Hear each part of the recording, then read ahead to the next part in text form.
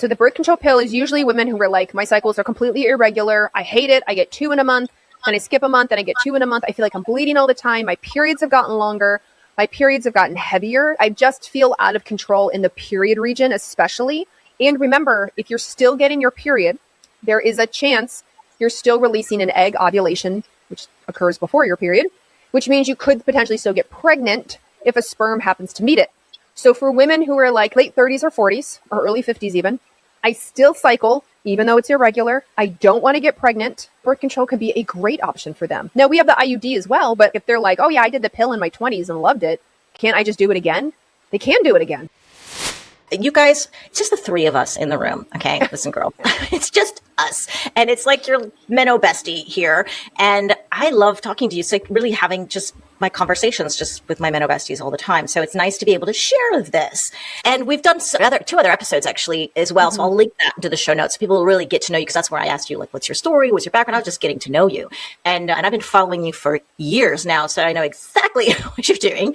And this episode came up because there was somebody in my membership group who said, I'd really like you to do an episode on birth control, not only for women in perimenopause or menopause who just had this for their menopause symptoms, but also for our daughters. What do our daughters need to know as well? So I want to cover these 2 populations as well with you. But when she asked me that, the first person who came up was you. I was like, I got to ask Dr. Carrie. She's going to be the perfect person to answer these questions. So are you ready? I am ready as I ever be. Yes.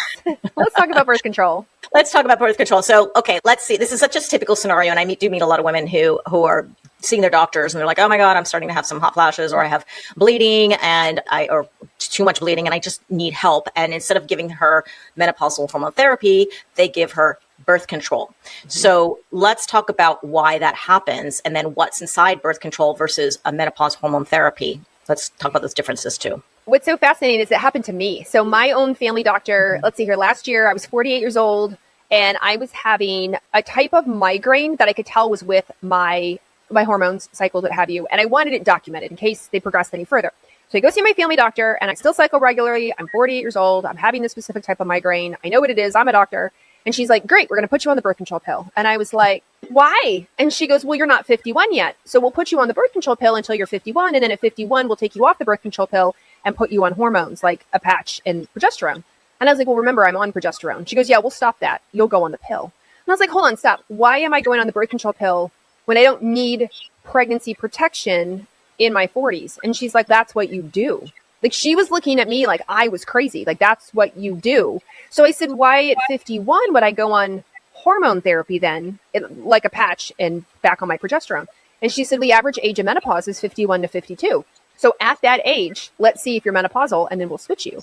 And I realized this is what traditional training is. You use the birth control pill because remember in 2002, we had the Women's Health Initiative that said hormones cause cancer. In particular, estrogen causes cancer. It turns out that wasn't true because their estrogen only part of the study, which was a synthetic estrogen called Provera, did not increase the rates of breast cancer. But that did not make the news. So they, in their head, we don't give menopausal hormone therapy because that might cause cancer, but we will give you the birth control pill because we've been using that for eons, decades and decades and decades. We know this will control your cycle and your symptoms, and that's what you'll go on. And then once you're 51 and hopefully menopausal, like statistics say you should be, we'll switch you over. So I think the reason it's brought up so much is that, like, traditionally, that's what they've had. That's what they use. Can I stop you there for a second? I'm yeah, sorry. Of course. I feel kind of comfortable interrupting you. I don't know why. Sorry for the interruption. It just blows my mind too that this happens even to you. And there's some magic number with 51. Like I can't understand, like, why are we putting everybody in the same box? And what if you had menopause at 49? We're going to still wait until you're 51? That doesn't make any sense to me. And then the other thing is, if I recall correctly, when I was on my first time I was using birth control was for acne. Okay. Mm-hmm. Duh, like so many other people. I was told there is an increased risk of breast cancer and your mother died of breast cancer. We're going to use this for not a very long time. And there was a stroke risk or something. And they were like, yeah, but you're young and we're not going to, this is very low dose and don't worry. But there was a little warning. And this could be old school hormones. It could be something I just don't remember because this is over 30 years ago. What is the actual risk of birth control? Maybe back then versus now, I don't know if there's any difference. That warning is very often not given in my experience because, first of all, let me start out by saying I have nothing, I prescribe birth control for women who want it or need it. I don't have anything against birth control, and I'm glad we have it available for women. That's not the issue at all. But it is prescribing, for the right woman and letting her know the risks. The number of times I would talk about the birth control, a woman would say, I have birth control, it worked well for me, or I need pregnancy prevention or whatever it is. And I would give the risks. They're like, oh my gosh, no one's ever told me this before. So and especially if somebody's younger, if you're 16 and you're starting the birth control pill, no one is going to say to you, in my experience, I shouldn't say no one, that's too limiting. Not many people, not many practitioners say to you, hey, we don't want you to be on this very long because it does increase the risk of breast cancer somewhat, especially if you go on it longer than 10 years. It's still synthetic hormones. There's still synthetic estrogen, synthetic progestin, which is the bigger concern in this pill. They might warn you about blood clot risk, which when you swallow estrogen, it does increase the risk a little bit. They may warn you about other things, gallbladder issues. They may say something like, if you start to get migraines with aura, if you're a smoker, if you suddenly start smoking, you shouldn't be on the birth control pill. You've got to be really careful there. So there are some risks associated with it. But when you're really young, in my experience, not many people say, watch out for breast cancer. And I think that's been forgotten because the birth control pill is handed out so often. And so often in a clinic, breast cancer tied to the birth control pill is not often made. That's not studied, in my experience, like they're studying hormone therapy now for perimenopause and menopause and breast cancer. That's what made the news. Oh my gosh, Premarin and Provera, that caused cancer, stop it. Very different dose when we're talking about the patch, or we're talking about an estradiol gel, or we're talking about, 100 milligrams of progesterone. Different dose, different route, different form. So I think over time, because the only thing left was the birth control pill, and we prescribe it like candy for young women, it made natural sense. Well, yeah, if you're in your 40s, just go on the birth control pill. That's what we have. It hasn't changed since then much in terms of the birth control, because I remember what you do is you weigh the risks versus benefits. And I was like, I also was in a relationship and I was like, I don't want to get pregnant. I'll take the risk. I remember it was like such a low risk. And I was concerned because my mother died of breast cancer. So I'm like, I don't want to increase my risk. Yeah. But you'd have these discussions with your doctor and I was like, I want nice skin and I don't want to get pregnant. And that's pretty important to me at the time. Absolutely. Yes. And you obviously, just don't think about this so much. So I accepted it, just like I think most women and most of my friends did. You're like, okay, whatever. If you are given this risk assessment or just told about it, it was definitely not a big deal. But we don't get this kind of, if a doctor talks about the risks, let's say of hormone therapy, and let's say they are prescribing Premarin or the equine estrogen, right? So it's this synthetic stuff that's still around. And I do see a lot of women in Europe still getting this. I'm like, why are you still like, I thought we were done with this. No, it's very available. Yeah. And some women do better on it. So some women even tried what we consider a bioidentical, the estradiol and progesterone, didn't like it. I see it all the time in the comment field where people go, I went back to CEE, conjugated equine estrogen, which is, Provera. I went back to a progestin. I went back to CE is Premarin. I went back to Provera. Like I couldn't handle progesterone. So I went back to Provera. Risk benefit, but that's what worked better for them. Very available here as well. Yeah. So it doesn't seem that the same doctor who's prescribing the birth control is, and if he or she were prescribing the synthetic, that also may slightly increase your risks, then they just don't seem the same way. It's like, they're okay with prescribing the birth control, but not okay. And I don't know. So my question to you is, let's put the synthetic hormones in the same box as the birth control. How big of a risk is it head to head? Is one like much bigger, or are they just about equally have the same risks? The dose of the birth control pill is higher than the dose of the synthetic, and it's a different progestin. So the progestin in the birth control pill, depending which generation you have, because if we have like first generation, second gen, third gen, fourth gen. So like the most common people know about is the levonorgestrel, which is in like an IUD, for example, as well, but it's also in the birth control pill. Then there's drospirenone. Drospirenone became popular because it also binds to receptors that help us lose some water and reduce acne. It reduces androgens. So if you have androgenic acne on your jawline, like it can be really helpful for that. And then we have what's called a mini pill, which is just a progestin in it. And the newer one has just drospirenone in it. In the US, the common name is Slynd, SLYND. And so that's just drospirenone in it. And so we have all these different options where in the birth control pill land. And then we have different like doses as well of estrogen. I'm sure women who've ever been on the birth control pill know there's like the low dose estrogen form, there's the middle dose, and there's a high end dose of estrogen, the synthetic estrogen. In menopausal therapy, though, it's very different. In menopausal therapy, if you're doing the synthetic, you're using Provera, which is medroxyprogesterone acetate. Despite the fact that it has the word progesterone in it, it is a progestin. It's synthetic, but it does say progesterone. The dosing is different. And then we have the Provera, the conjugated equine estrogen. Dosing is different. And so when we can't compare the birth control pill and a head-to-head against the synthetic for menopause because the form is different, the dose is different. And the dose in the birth control pill is meant to take over. It's meant to shut down the brain-ovarian connection to stop pregnancy. Whereas the dose in the synthetic for perimenopause and menopause is just to help stop your symptoms. It's just to stop the hot flashes, protect your bone, things like that, to help you sleep through the night. And again, we're just talking about synthetic. So very different. One takes over, takes full control. That's the birth control pill. And the other is just your day-to-day management of some symptoms and reduce some risks of bone loss, for example. But in terms of the risk of breast cancer, let's just choose one. Is it the same? You know what? I don't know. I don't know that I've looked at the head-to-head of the birth control pill after 10 years does have a slight increased risk. I don't know that I've looked at the head-to-head because I don't prescribe the synthetic estrogen and synthetic progesterone for menopause. I use estradiol and progesterone. So I'm always looking at that data as opposed to the data on the other. However, as I mentioned, in the Women's Health Initiative, the synthetic estrogen they use, the Premarin, did not increase the risk of breast cancer at all. I thought it even reduced it. Yeah, it even reduced it. Exactly. So if you were to put the two head to head, I'm like, well, Premarin was a negative, whereas a birth control pill does have a slight increase. And the synthetic progesterone has a slight increase. Oh, okay. So the birth control because when you talk about birth control increasing the risk of breast cancer, I just assumed it was the progestins in the birth. It is the progestins, yes. Okay. But it's a very different dose of progestin that they're using. Yeah. In a different form. Yeah. Yeah. This is a question. I don't like to demonize anything really. And even the oral estrogen, sometimes, like you said, people nothing else works and this is going to be the best option for them. And I always think some hormones are better than no hormones.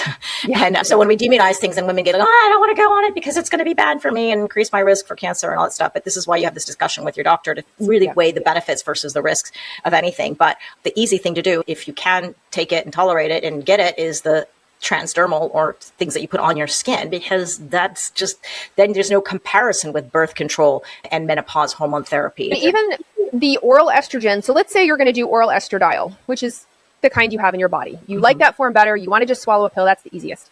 It's not the breast cancer that's the concern. It's more the clot risk and even inflammation. So if you swallow your estrogen, there is a slight increased risk for clot development. And if you already have that propensity, maybe you've had a history of blood clots, you are a carrier, or you have some sort of clotting disorder, you already have cardiovascular disease, I'm going to be like, oh, I don't know that I want to do the swallow kind for you because I don't want to increase your risk for clots.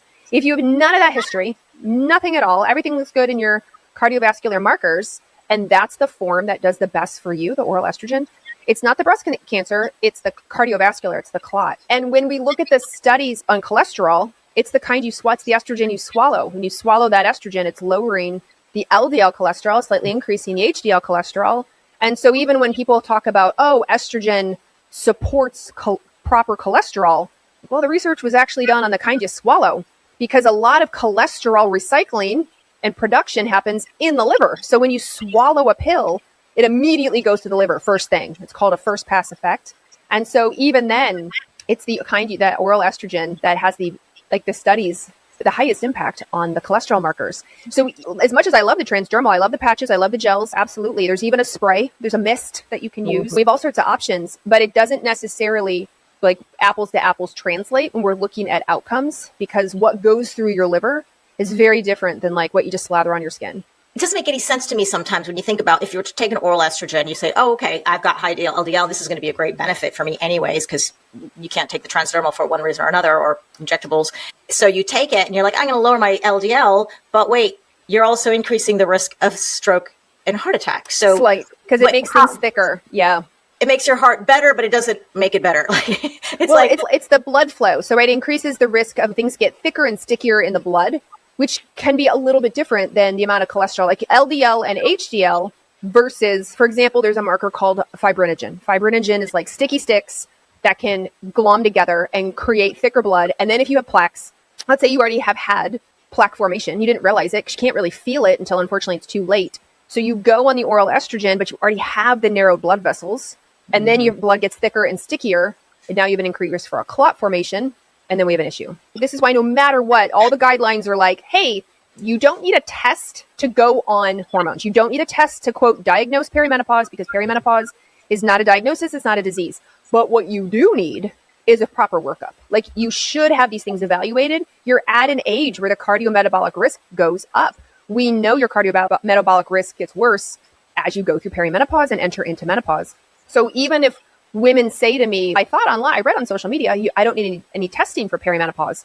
I'm like, oh, you don't necessarily have to test to determine if you should go on hormones, but you better believe I'm going to check your heart risk. I'm going to check your glucose and insulin. I'm going to check these other inflammatory markers, because I don't want to make anything worse. I want to make sure we're picking the right direction. And also just long-term smart doctor care. I have to make sure we're addressing these things, because you don't always feel it. You don't feel it when a plaque forms. You don't feel high cholesterol.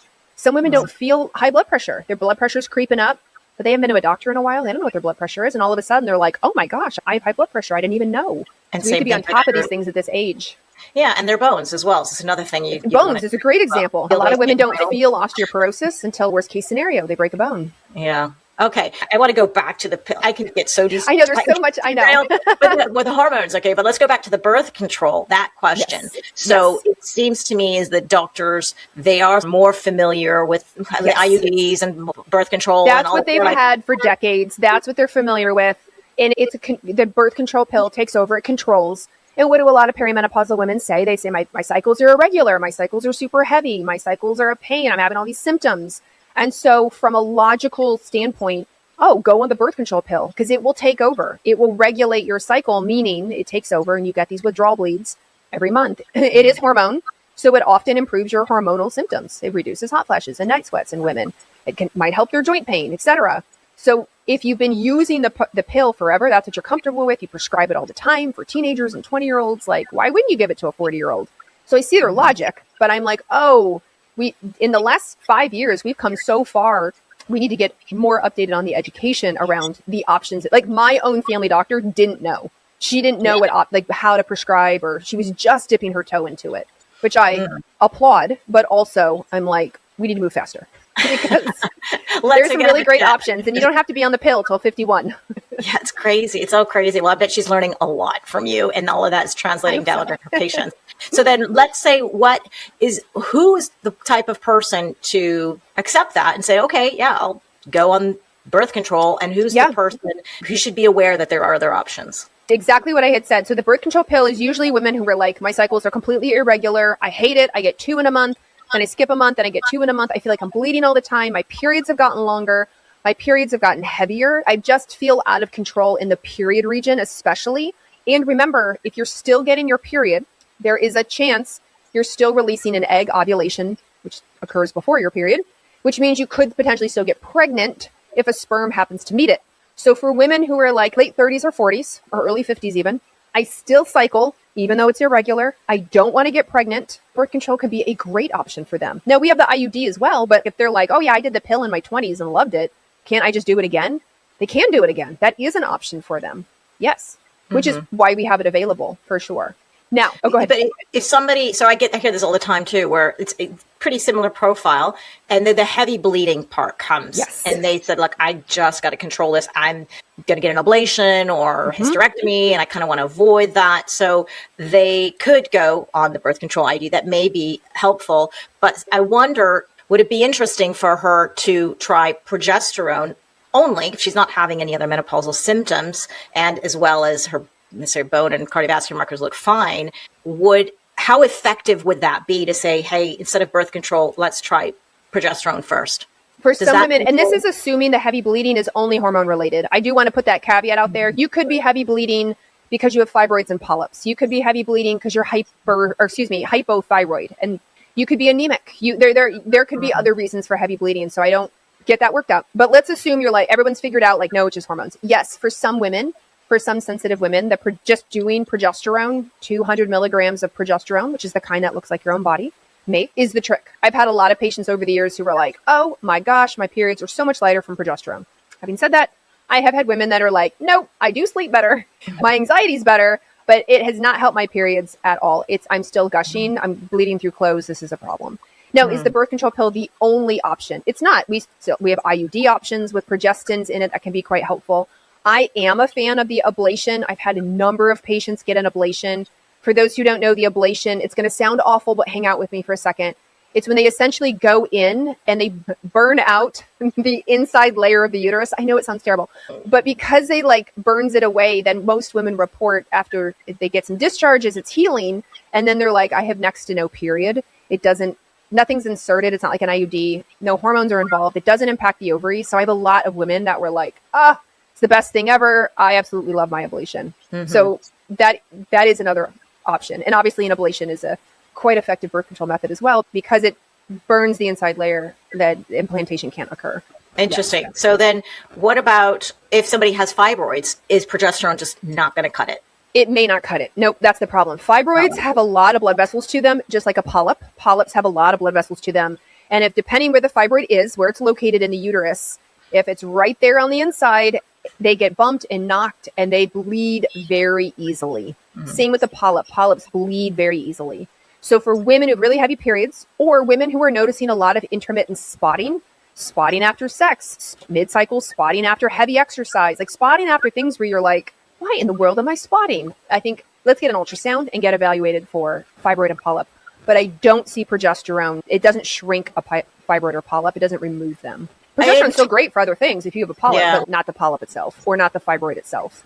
I understood that fibroids tend to get better as you get to menopause. Is that true? It is true. Yep, they tend to shrink. Most fibroids are estrogen driven. They have estrogen receptors in them. And so as her estrogen is up and down in her cycling years, even in perimenopause, we can get a lot of wild swings, higher ups, lower lows. Those higher ups will bind to the receptor of the fibroid and can make it grow. Then she becomes menopausal and her estrogen drops way low. This is assuming she's not on any hormones.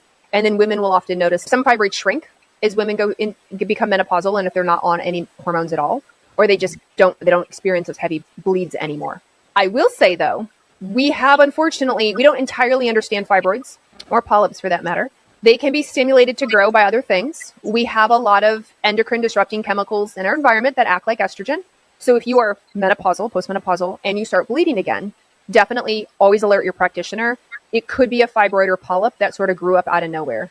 I had a woman in her late 60s who not on hormones, never been on hormones in her whole life, opted not to. And she said, I'm spotting a lot. Turned out she had a polyp, a big polyp had formed and had to get it removed in the uterus. Yeah. And that's because of endocrine disruptors or what? I don't know why. Because she's not on any hormone. Nothing. She didn't do anything that would have stood out to me as, oh, no wonder your polyp grew. But it is possible. Endocrine disrupting chemicals play a role in the growth of these because if you look enough like estrogen, you can bind to estrogen receptors and cause things to grow, especially in a fibroid or polyp. It's not well studied, but I'm like, we have enough information on endocrine disruptors that I'm like, things that make you go, Yeah, exactly. My gosh. So then the woman who has polyps and fibroids and is bleeding and can't control it, is hormone therapy, whether it's birth control or menopause therapy, not an option for her? It is an option for her. And it kind of depends. So sometimes they just start with progesterone and see how they do.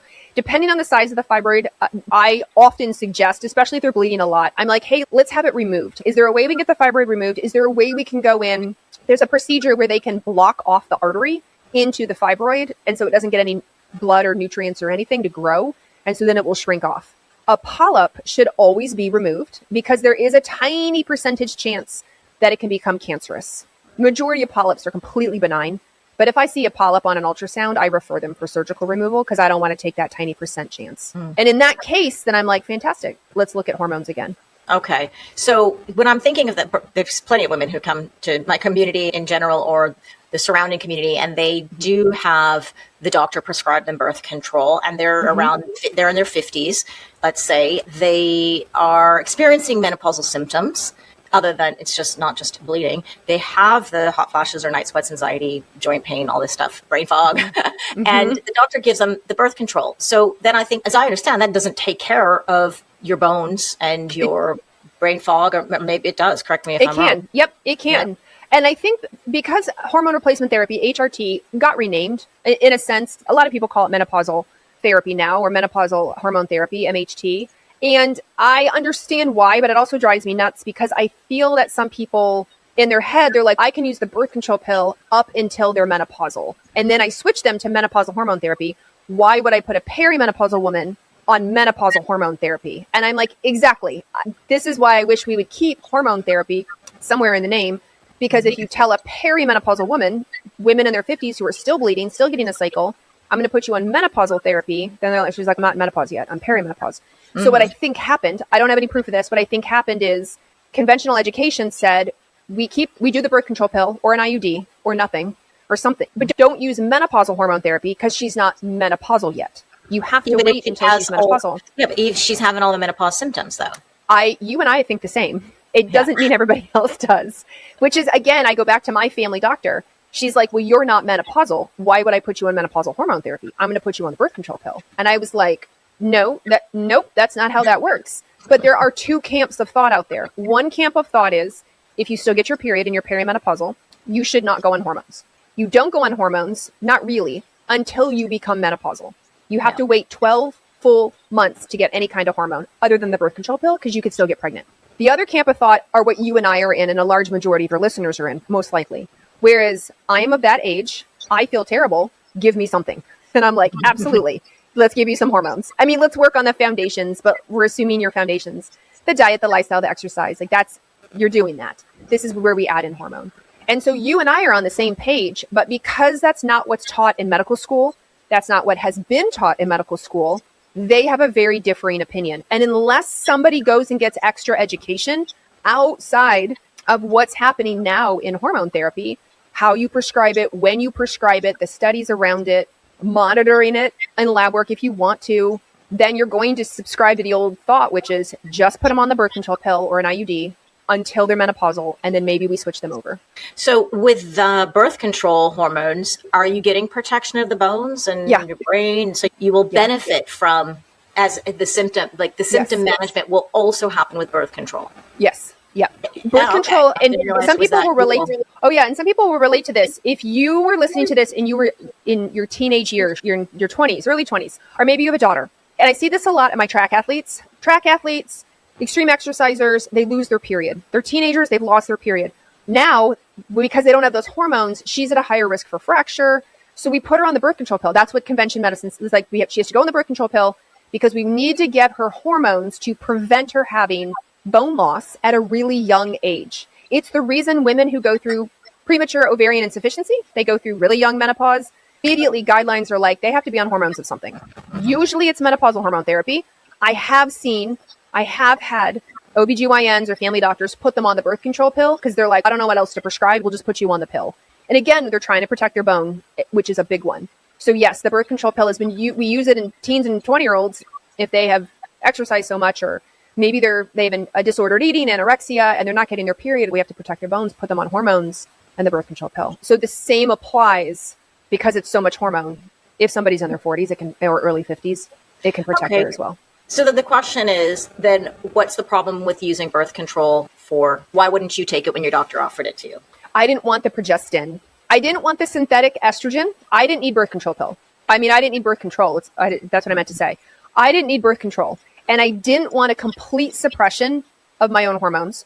I didn't want a synthetic estrogen, even though I know in the studies it didn't increase the risk of breast cancer. I was like, still, I don't need synthetic estrogen. And I didn't want the synthetic progestin. I didn't want the slight increase of breast cancer. I didn't want to swallow hormones. I didn't want the increased risk potential, even though it's small, the small increased risk of clot.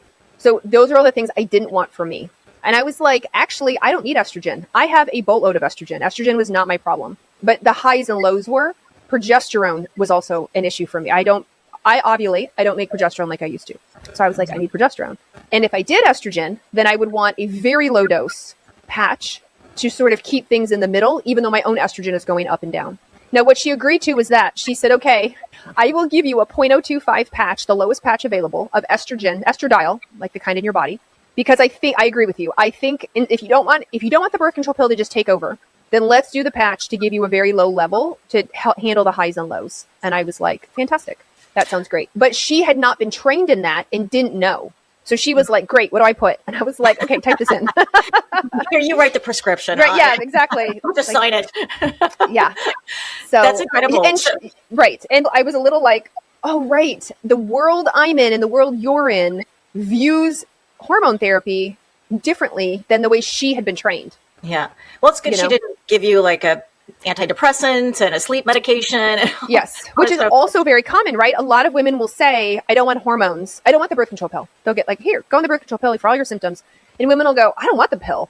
Or maybe they reacted horribly to the pill when they were younger. They already know they don't tolerate the pill well. Mm-hmm. And then because their doctor isn't trained in estradiol, progesterone, testosterone, they're like, well, here's an SSRI, because some of them have been shown to help reduce hot flashes and, of course, improve mood. Here's gabapentin, another nerve medication that's been shown to help support hot flashes. Here's fezolinetant, shown to support and reduce hot flashes. Now, these don't protect the bone, but they're not hormonal. So this is also why a lot of conventionally trained practitioners who haven't gotten any extra training in menopausal therapies just use what they have. They use what's in the toolbox and what they've been trained on.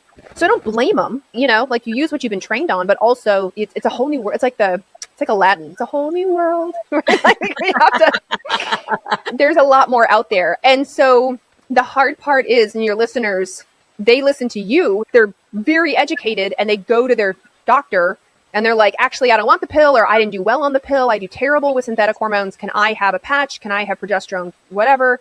And then they get pushed back. They're like, no, that's not an option. It's like, oh, it totally is an option. They just have, there's a mismatch in training and education. Yeah. Yeah, no, it's a mismatch in doctor and patient as well. So there's a completely time to change practitioners, or at least that practitioner keep it for doing, I don't know, pap smears or scans or whatever it is that doctor's really good at. It doesn't mean you have to fire your doctor completely, but just you got to find somebody who knows how to treat women through menopause and is familiar with all of the options. And the options are incredible, what we have. And it's interesting, the patch, what I've noticed in my community too, is the patch seems to keep the fluctuations a little bit more controlled. I mean, if you're using a gel or a cream, you get higher dosages. And I think there's different women who need different things, but the ones who maybe have a migraine triggered by the fluctuations from an estrogen drop or rise, they seem to do pretty well with a steady state patch. Is that what you're saying as well? I do. Yes. That's a classic example that people, like a migraine person, the patch may be better.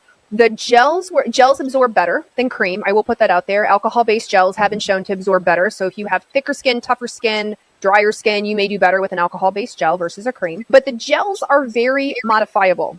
So let's say, I'm a good example of this. Let's say I have higher highs and lower lows, and you feel it in certain symptoms. Like if my estrogen's high, I get breast tenderness. So if I'm using a patch and my own estrogen production happens because I'm still cycling, then I have the patch estrogen, which is not much, but my own estrogen as well. And now I'm like, well, now I have a lot of estrogen. I have breast tenderness. Well, we know we're in a patch shortage. I don't want to take my patch off. But if I'd been using a gel or a cream, I could just not apply it for a day or two. And so it is nice for women who are like, oh, I can totally tell when my estrogen's really high, my face breaks out, or my breasts are tender, or I feel puffy, or I'm moody, or I get crampy, whatever it is. I'm like, don't use your gel that day. Skip it. You've got plenty of your own. And then if you're like, well, now I'm feeling hot flashy, I can't sleep, and my joint kind of hurt, I'm like, oh, well, now you need it. Go back on it. Which is different from somebody who's like, I need a steady state all the time. Patch. Yeah. You need a patch. That sounds great. Yeah. And some women don't know. Some women, we think we have to try one thing. Let's try a gel or a patch. And then that doesn't work for them. And I'm like, no problem. Let's just switch. And this is the biggest, I know we're talking about birth control, but when it comes to prescribing, I describe it like lipstick or eyeshadow. If you can't try it on in the store and you're kind of just guessing, I think this lipstick will look great on me, and then you come home and put it on and it's not your color at all, it doesn't mean you failed lipstick and you can never do it again. It's just the wrong color, right? So it's the same with hormones. Just because you've tried one form at one dose, it doesn't mean you failed it if you don't like it. We have so many other options out there, so many other doses out there. Yeah, that's the beauty. I love that. I think during perimenopause, it's still hard. Like I've seen women who are like doing great for months and then suddenly it's not working anymore for me. What happened? And it's just, or even they'll just be great for a few weeks and then like, why did it stop working? And it's just because they have their own hormones adding to the bucket of what they're already putting on. But when you use the gels or even a cream, like you do have more control in that going up higher or lower. And that's what I really like about it. Yes. So again, we do the best we can. And some people are only trained in one thing. So if you've gotten extra training and you're only trained in the patch, then a gel or cream, as a doctor, that might intimidate you. So the listener may be like, yeah, I tried the patch, hated it. I had breast tenderness, or I had heavier periods, or I had cramps. My hot flashes went away, but also like I had all these weird symptoms. But if your practitioner is not trained in the gel or the cream, I get it. And they don't know how to pivot and switch and prescribe that. They may not even know it's available because all everyone talks about on social media is the patch. And so they may be like, oh man, I didn't even think about a gel. I forgot. All I know, like I just see it all over social media about the patch, and that's what I did. Yeah, it's true. There are a lot of people showing the patch and all different kinds of patches. In Europe, I even have it's 50 micrograms, they call it. And then it's like, there's one that's like teeny tiny. It's called Estrogen. Teeny tiny, 50 micrograms. And then another patch about this big old circle, 50 micrograms. I'm like, what's going on here? I know. And if you have an adhesion allergy, if you're sensitive to Band-Aids, where, anytime you've got anything on your skin that's sticky and you break out or get red or rashy or itchy, like that can be hard. It's also hard. You folks in Europe don't have a lot of air conditioning and it's been really, really, really hot. And then if you've got this patch on and you're sweating and you're hot and people are like, oh my gosh, it's so itchy, or I'm starting to break out. I'm like, yeah, I get it. And then we're trying to come up with tricks. Like, what can we do? Can we spray? Some people will spray like antihistamines on the skin first and then let that dry, then put the patch on. Some people are swimmers and they're like, oh, my patch, I swim an hour a day. It's really hard. So then now we're putting the waterproof sticker over the patch to get it to stay on. And I know it can sound, it is extra. It doesn't even sound extra. It is extra. But this is why my point is, like, you didn't fail it. We just have to figure out what works for you. And then sometimes it does require workarounds depending on the time of the year, what your hobbies are, what your exercise habits are, etc. Let's go to our daughters who are, let's say, they're teens or 20s and they're considering birth control. What do they need to know, or at least ask their doctor or look into? And some of the options, what options do they have? Yeah, so they have a lot of the same options that we had as adults. So when it comes to this is assuming abstinence is not happening. Somebody said to me the other day, what about family planning? So but like the opposite, they could track their cycle and don't have sex at ovulation. I was like, name a 16-year-old that can do that. 21-year-old women, not a lot of them are that in tune or ready yet to do that. So birth control, we still have the birth control pill and we have various doses of it. There is something called a mini pill, which has no estrogen in it. It's just a progestin. The problem with the mini pill is that it can be very sensitive and you have to take it at the same time every day. So if your daughter is very type A and organized and can do that, that might be an option. And if not, then we go to the combination, the estrogen progestin. And then we have the IUDs. There are the implants implant on things like that. And there's injections. They tend to have a boatload more side effects. So the IUD and the birth control pill are generally the two most common suggested to young women. Now, what I tell women is, these are your options. Like, we're going to have something inserted. You can take a pill. You just have to remember to take the pill every day if you're taking the pill. Here are the common side effects that can occur. The big ones we know about: if you get any kind of change if you have any abdominal pain, if you don't have headaches and you suddenly get headaches, let me know. If you get headaches and now you start to get triggering responses ahead of it, I explain aura, let me know. I do mention breast cancer, but they're quite young. And my hope is that they're not on the birth control pill forever. I said, but if you have any other changes, if you notice mood changes, skin changes, hair changes, again, I said GI changes, let me know. Because what happened is a lot of women went on the birth control pill and had all these things. They gained weight. They got IBS diagnoses. They got depression. Their anxiety got worse. And for years, everybody said, it can't be the pill. There's no way it's the pill. I'm like, it absolutely can be the pill. Are you kidding? It's synthetic hormone. Of course it can be the pill. We know what hormones do in our own body when they're dysfunctional. Now imagine putting it in a pill form in you. So then I'm like, we either have to change the form or change the dose, or maybe it's not good for you. So I am an over-explainer when it comes to the birth control pill. If they're getting an IUD inserted, we have two options. We have hormonal and non-hormonal, which is called the copper. In the United States, we call it the Paragard. I don't know what it's called in other countries, but it's basically no hormones, but there's copper wrapped around it. Copper can have heavier periods, more cramps. Not always, but it is statistically more in women. Because it doesn't have progestin in it. It doesn't have progestin. It is just copper. Okay. If she has heavy periods, if she's already having terrible cramps, if she has endometriosis, if she has things where a progestin is the better option, then we talk about her progestin IUD options. And there are 3 levels. So the highest level is 52 micrograms of progestin in it. And then we get to 19.5 and then 13.5. The IUD is inserted. This can be painful in general for women, unfortunately. And especially if somebody's never had a baby before, so they've never had anything in their uterus. The uterus is like, what the heck is this? So I just let them know it's an in-office procedure. Sounds terrible. I work really hard to make sure it's not uncomfortable, but here's what you might expect because you've likely not yet had children. Some women love the progestin IUD and some women hate it. What is it? What should somebody expect? What does it feel like? How long does it take to do it? It's generally a very quick procedure. So here's what happens. You go it's an in-office procedure. So they sit on the table as if they're getting a pap smear. legs in the stirrup, naked from the waist down. They insert a speculum, just like you're getting a pap smear. So the big thing that opens up, that's the same thing. What they will then do often is they will try to sound. They can insert like a metal bar. I know it sounds awful. I don't know why I've even gotten better procedures. How big is it? The size of a straw, smaller than a straw. And they can, if they're struggling, they will insert a sound to figure out like how big and the shape of your uterus. Otherwise, what they do is that they just picture a very skinny straw, literally a plastic skinny straw, and the IUD is folded up inside of it. So an IUD is T-shaped and the arms are folded down. So it looks like the letter I. So that gets inserted into the uterus and then it has a plunger on the end and they push out the IUD and now the arms pop out like a T. And then they remove the straw and the IUD has strings attached to it. So there are now strings hanging out of your cervix and they will cut those so that they don't hang out really long, but they're long enough. So when you go to remove it, all we do is pull on the strings and pull straight down because the T arms then fold up like an I and out it slides. Now, I've made it sound not bad, but for some women, the uterus is like, absolutely not. The cervix is like, absolutely not. And this is why we're hearing more and more of like, hey, we should probably use some numbing or pain medication in this whole area through this whole procedure because some women don't tolerate it at all. Not even a little bit. It's so exquisitely painful. And other women don't feel it at all. Other women, their sensitivity is different and they're like easy peasy lemon breezy. And this is the problem. Yeah, I've seen some reels about that of people just up in arms. We should really be warning women that this can be painful and to do something about it, not just make them suffer through it. But taking it out, is it as easy or difficult, or how does that I would say, in my experience, I'd say like 75% of the time it's super easy. You're back in the same position. Your feet are up in the stirrups. You're naked from the waist down. I insert a speculum. I take very long tweezers, essentially, called forceps. I grab hold of the strings. I say, take a breath in, and I'm going to have you blow out really hard. And when you do that, I just pull straight down, and out it slides. Most women are like, that was it? I didn't feel a thing. Some women are like, woo, because they feel it slide through the cervix. So they feel like a very quick thump thump as it comes through the cervix.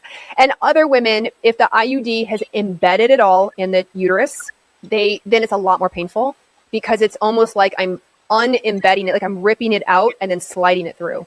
In my experience, I didn't have that happen often. An OBGYN would probably be a better person to ask because they do hundreds of thousands of them all the time. Exactly. But in general, the removal and all the OBs I've talked with over the years, because we did this in my office when I had an actual brick and mortar office, most of the time women had no issue or they were just like, oh, I just felt a little like there it went. Like I could feel it slide out, but it wasn't painful. Okay. Yeah. So then, and it's small. The T shape, when it's on your hand, it's just it's this little capital T of an IUD with strings on the end. How does that work? That copper can stop a pregnancy? It makes it an inhospitable environment. Okay. Copper itself will kill sperm. So if the sperm get up there into the uterus, the copper itself is not friendly to sperm and then not friendly for implantation. But I've seen pictures of these IUDs and they look like white plastic. Yeah. Yeah. Where's the copper? Like how does... what you're seeing is the Progesterone IUD. Those are the white ones. The copper literally has copper wire wrapped around it. Okay. Yeah. It's actually crazy. And then you have to change it every several months or something, right? Oh gosh, not months. Oh, thank goodness, not months. No, the copper IUD is up to 10 years. And the Progesterone IUD, if you have the higher, the 52 Progesterone, I believe now it's every eight years. And the lower ones are every 5 years. Okay. Yeah. I'm thinking of years, 5 years. I've seen, It seems not months. No, women would not tolerate that if it was months. Yeah. No.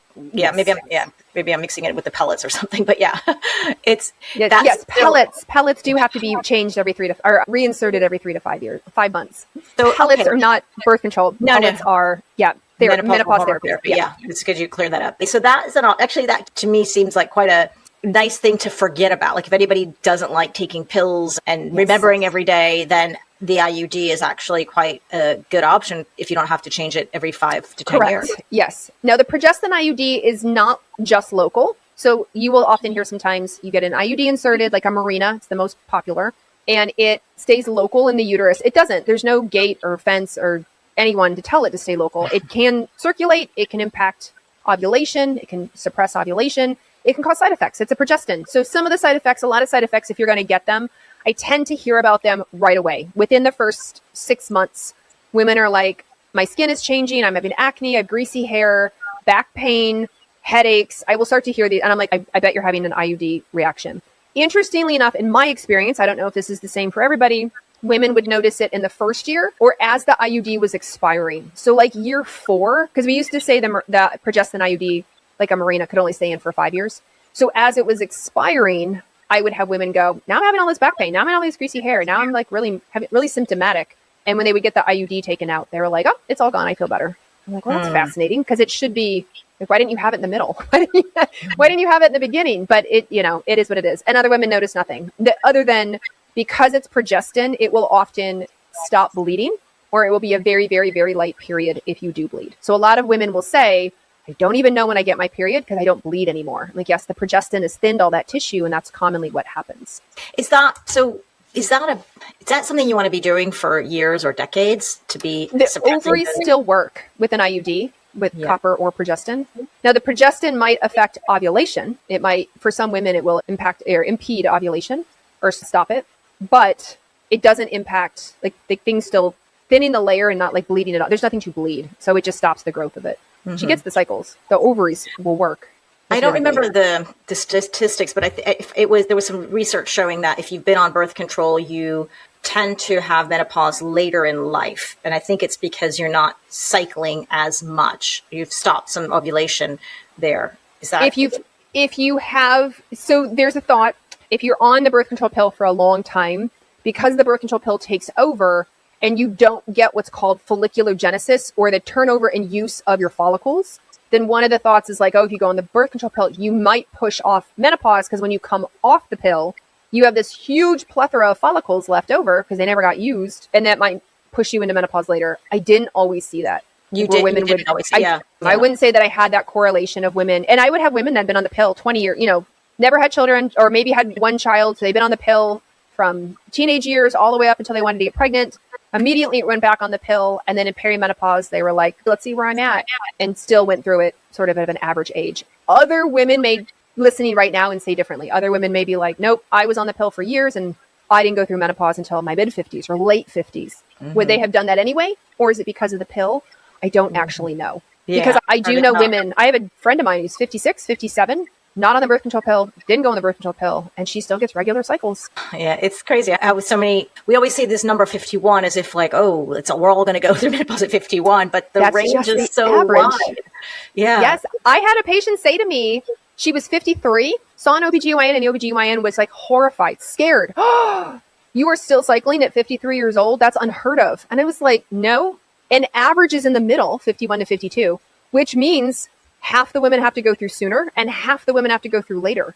We just talk about the 40s the most. I know a lot of people in their 50s who still cycle. Yeah. I will never know because I'm always taking hormones and cycling my progesterone. So I'm like, I'm assuming I'm in menopause, but I don't really know. But I guess for years, I just will never know my meno birth date. Your meno birth date, the 365th day. Yeah, I don't know that. So the girls, if our daughters are considering hormones or birth control, so we've got these options. I think what you're saying is that they should be aware of any side effects, have a conversation with your doctor. And you mentioned something about not being on it for too long. What does that mean? 10 years is sort of the magic number. So 10 years, anything over 10 years does have the slight increased risk for breast cancer. And what I've also seen is the birth control pill, because we're swallowing the estrogen. When you swallow that synthetic estrogen, it increases something in our body called our binding proteins, sex hormone binding globulin, thyroid binding globulin, cortisol binding globulin. So they go up and they bind up hormones. So SHBG, sex hormone binding globulin, binds testosterone. So a common fallout of the birth control pill is that women get fertility or pregnancy protection, but then they're not in the mood because their testosterone drops way down. And that's a natural side effect of swallowing estrogen with the birth control pill, any estrogen for that matter. Mm-hmm. If you're on it for a long time, sometimes that's permanent. So women will go off the birth control in their 30s, their testosterone is tanked, and they're like, get it back. Like, well, you have now a permanent enzyme change in your body because you've been on the pill so long, and your binding globulin is binding up all your testosterone. I don't know that I can get it back. Or it can impact their thyroid, or it can impact their cortisol. So we have to keep an eye on those hormones as well when on the birth control pill. The other thing about the birth control pill is it depletes a lot of nutrients. It's almost a multivitamin's worth of nutrients deplete. So the women who do have a lot of side effects, when I hear about them out in social media land, I often think, I wonder if their side effects and symptoms are due to the nutrient depletion it can cause. I wonder if it's a thyroid issue. I wonder if it's from low testosterone. I wonder if it's from changes in cortisol. And just because we know these are natural side effects that come along with the birth control pill. So I tell women, hey, going on a multivitamin is probably in your best bet if you're on the birth control pill, because I don't want you to get depleted in all these things. That's a good idea. That's really interesting. I've heard that before too. And I think it's nobody ever talked about that with me when I was on birth control. For your daughter, Yes. what would you recommend that she do? And I know this is very individual, but is there, and you don't have to tell us what she's doing or what she's taking, but if, you know, what was your protocol for your recommendation for your own family? The great thing is I've always mandated or maintained, I can't tell you what to do. So I walk through all of this with people. These are your options. Everything, like I said, from abstinence to barrier methods to cycle tracking. You have birth control pills, the combined, we have a mini pill, we have an IUD. Again, I said there are other options, like there's injections, there's implants that can go like in the arm, for example. I don't love those. They are options. They have a ton of side effects. And once they're in, they're hard to get out.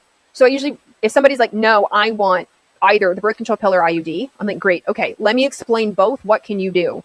If you cannot remember to take a pill every day, it's not going to work. Then we have to look at the IUD. If you were like, oh my gosh, the thought of the IUD scares me so much. I don't want it inserted. I don't want that pain. I know it's going to hurt. I'm like, then that's not an option for you, is it? Let's go back to the birth control. So I have to match up what the risks are, what the type is, and with the person in front of me, depending on their age and responsibility level, for sure. Do they want hormone? Do they not want hormone? If they're like, oh, I've heard bad things about hormones, I'm like, all right, how about a copper IUD? Let's go that route. Can stay in for 10 years. Yes, the insertion might suck, but once it's in, and if you've got it managed, like, it can stay in. And if you don't like it, we can remove it. I always joke, if I was given the power, I would love to have any sort of power over the female body. I don't want to be goddess of the whole world. That seems like a big job, but a goddess of the female body would be great, because I would make some updates. I would love to be like toggle on when you're on an app. Like, no, thank you. I don't want to get pregnant today. And you could just toggle it off. And it's just easy. Or I'd like my period today. Like, toggle it on. Let's do this. Because we don't have wonderful options. Because when somebody says, well, I want something that's non-invasive, non-hormonal, non-this, non-that for my daughter, I'm like, abstinence. Even barrier is inserted. If she's using it, or depending what the barrier is, there's spermicides involved or latex. And you have to buy, if she's sensitive, it's buy non-latex. And so there's no perfect birth control still to this day yet, unfortunately. What about the male birth control? I cross my fingers. You mean a vasectomy? Well, a vasectomy is one. But I heard that there's something, I don't know if it's even out yet, but I read something it's not out yet. years ago about it's not out yet. Yeah. No, they haven't. They keep circling back to it. And I read snippets of it in the news here and there, but they have not come. Short of vasectomy or barrier condoms, they don't have great options for men. I know. Now, men on testosterone, if he is on testosterone replacement, there is a negative feedback loop, and it does suppress his sperm production. Really? Most of the time it's like down to zero. You would think testosterone would increase sperm production. Like, it's like the sex hormone. No, it greatly suppresses it, which is why in men, a lot of men are going on testosterone younger and younger. I mean, guys in their late 20s are going on testosterone. And I always ask, have you had a family? Do you want a family? I don't care. I just need you to know you're on testosterone. There's a good chance your testosterone injection or cream or whatever you're doing is suppressing your sperm production. I've had many a patient where men started their testosterone young, 20s, 30s, didn't have children until later in life. And they're like, I can't get pregnant. And I'm like, and their sperm analysis is 0. And I'm like, because you're on injectable testosterone. And that is a well-known side effect. Why are they on the testosterone so young? That is a great question, Zora. I don't know. I didn't put them on it, but they'll come in. Usually I'll see a woman trying to get pregnant. And then, of course, I'm like, well, it takes 2 to tango, so I need to see him as well. He's 50% of the equation. But if he can't make his 50% because I find out he's on testosterone, and therefore it has suppressed his sperm production, that's a problem. And if he stops, does it come back? I mean, does it take a while? It does. So it depends on the person. I have seen it come back very quickly. I have seen it come back very slowly. And I've seen it not come back at all because he's been on testosterone for so long. Wow. Oh, wow. So many things we need to know about hormones. This is why many things we need to know. So going back to what do you tell your daughter? I'm like, I know we don't have a perfect option. It's risk benefit for everything. What is your daughter willing to do? What is she capable of? What can she handle? Those sorts of things. And then we choose the best method for that. Yeah, that's good. At least it's informed decision making with your daughter. 100%. And I like that young. I want teenagers, or let's say early 20s, to understand informed decision making young, so that when they are in their 30s, their 40s, their 50s and older, they've already had that experience. Even if they don't see me anymore, right? Like they've moved on, they're getting older and they see somebody else and they can be like, wait a minute, I had a doctor that did all this education for me. What are the risks? What are the benefits? What about this? What about that? I want them to have that from a young age. Yeah. I think actually there's more possibility with internet and social media. At least I think the girls are more informed than I certainly was at their age. Oh, so informed about their body. It's so impressive. I love it. It's great. So I hope this was helpful for everyone who's listening, who's considering birth control for yourself or your daughter. I think it's pretty comprehensive. And if you have questions, you can always reach out to Dr. Carrie Jones on her website, Instagram. Her YouTube channel is amazing. I'm addicted to it, as well as your newsletter. I always look forward to that. So great. And I'll have links to this in the show notes.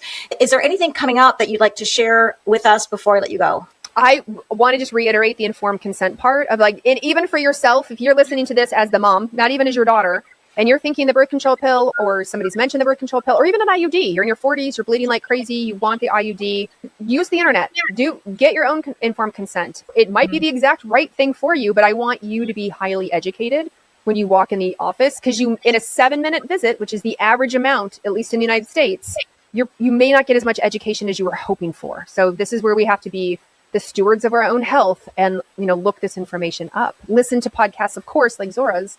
Get informed so you make the best possible decision for you. Awesome. Check out Dr. Carrie Jones as well. Your podcast. I just watch your podcast on YouTube. So that's what I'm doing right now. But thank you so much for your time, Dr. Carrie Jones. And thank you for everyone who's been listening to the very end. And we wouldn't be here without you. So thank you so much for taking the time. Please share this episode with somebody who could really use it. And without your support, without your help, we just wouldn't be here. So thank you. Have a good day, good night, good morning, wherever you guys are. And I will see you next time. Goodbye.